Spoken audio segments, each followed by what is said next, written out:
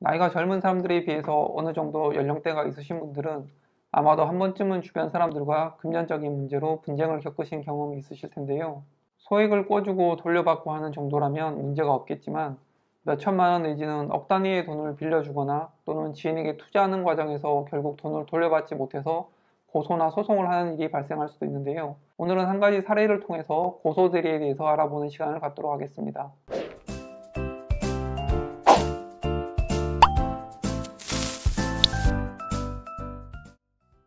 포동에 사는 김 여사는 단골 미용실 최 원장의 소개로 중국에서 사업을 한다는 박 사장을 만나게 되었습니다. 고속터미널 옆 메리어트 호텔 커피숍에서 만난 박 사장은 잘생긴 얼굴에 손목에는 번쩍거리는 롤렉스 시계를 차고 있었고 벤츠 자동차 키를 탁자 위에 올려놓은 것으로 봐서 아주 부유한 사람인 것처럼 보였습니다. 박 사장의 얘기에 따르면 자신은 중국에서 무역업을 하고 있으며 이번에 상해에 새롭게 오픈하는 백화점이 있는데 여기에 투자하면 투자 금액에 따라서 지분을 주고 매월 원금의 10%에 해당하는 수익금도 주겠다는 것이었습니다. 미용실 최 원장도 벌써 5천만 원을 투자했으니 믿고 투자하라는 말도 덧붙였습니다. 김 여사는 미용실 최 원장과 알고 지낸 지가 벌써 10년이 넘었고 오늘 처음 봤지만 박 사장도 하고 있는 행색이나 말투로 봐서 사기꾼 같아 보이진 않았고 1년이면 원금을 뽑고도 남는다는 얘기에 투자를 하기로 결심했는데요. 박 사장은 계좌이체 환전 수수료가 너무 비싸서 안 된다면서 현금을 요구했고 김 여사는 다음날 박 사장과 고속터미널에 있는 은행 지점에서 만나서 5만원권으로 1억 원을 인출해서 박 사장에게 건넸습니다. 물론 박 사장에게 자필로 차용증을 받는 것도 잊지 않았죠. 그러나 약속과 달리 박 사장은 수익금을 입금해주지 않았고 백화점 오픈이 연기되었다고 하면서 조금만 기다려달라는 말만 반복했습니다. 아무래도 사기를 당한 것 같아 직접 중국의 아는 지인을 통해서 알아본 결과 그 백화점은 건축을 하다가 부도가 나서 문을 닫은 상태로 방치되어 있다는 얘기를 들을 수 있었습니다. 김 여사는 박 사장에게 돈을 돌려줄 것을 요구했지만 박 사장은 자신도 피해자라고 주장하면서 나중에 돈이 생기면 줄 테니 자꾸 귀찮게 전화하지 말라라고 오히려 큰 소리를 쳤고 결국 김 여사는 박 사장을 사기죄로 고소하기로 마음먹고 관할 경찰서를 찾아가서 고소장을 제출하게 되었는데요. 그런데 담당 형사는 고소장을 보더니 아주머니 이건 고소가 안 됩니다. 투자금 줬다가 못 받은 채무불이행, 즉 민사사안이지 형사사안이 아닙니다. 법원에 소송을 거세요 라고 하고는 고소장을 받아주지 않아서 그냥 돌아올 수밖에 없었습니다.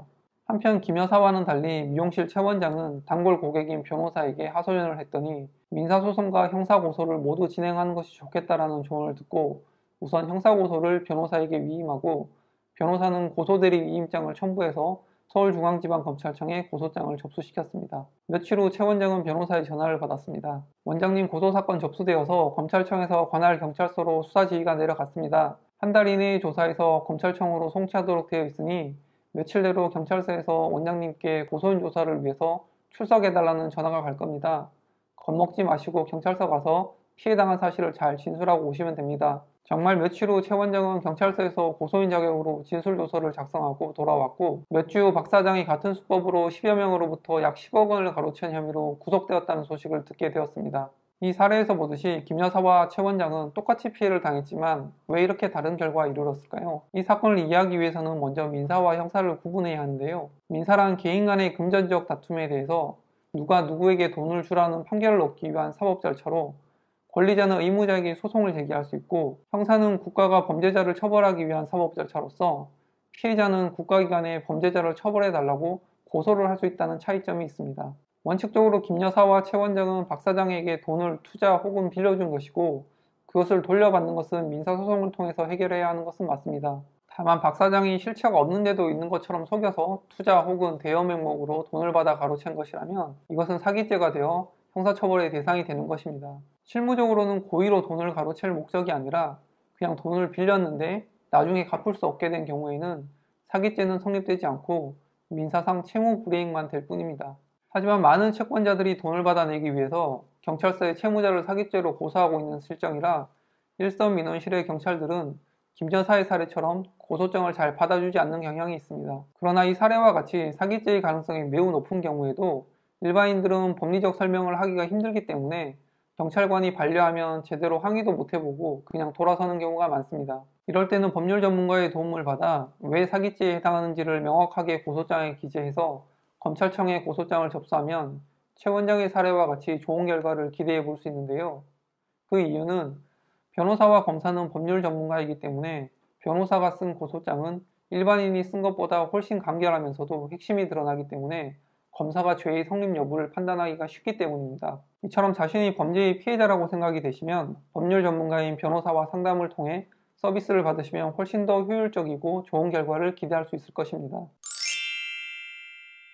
들어갈 필요가 없는 거죠. 재력이 있는 경우에는 합의를 통해서 피해를 회복하는 경우가 많죠. 다만 이제 피해자가 여러 명이고 이럴 경우에는 거의 돈이 없는 경우가 많기 때문에 실제로 피해 회복 받기가 쉽진 않죠. 10억을 사기를 쳤으면 최소 징역 5년 이상은 아마 나올 것 같습니다. 그러면 사실 피해 회복 받기는 굉장히 어려워지는 것이죠. 그러니까 사실은 사기를 당하고 난 뒤에 피해 회복을 받기는 쉽지 않기 때문에 항상 사기를 당하지 않도록 미리 조심하는 것이 필요하죠. 그리고 저렇게 투자라던가 대여금의 금액이 클 경우에는 충분히 안전장치를 마련하시는 것이 나중에 피해를 입지 않는 방법입니다. 최 원장이 박 사장이 사기를 칠 것을 알고서 소개를 했다면 공범이 되겠지만 최 원장도 사실은 같은 피해자 입장이기 때문에 단순히 소개를 했다고 해서 책임을 묻기는 어렵다고 봅니다. 그럼 오늘 주제와 관련해서 질문이나 궁금하신 내용 있으시다면 영상의 댓글이나 카페에 내용을 남겨주시기 바랍니다. 감사합니다.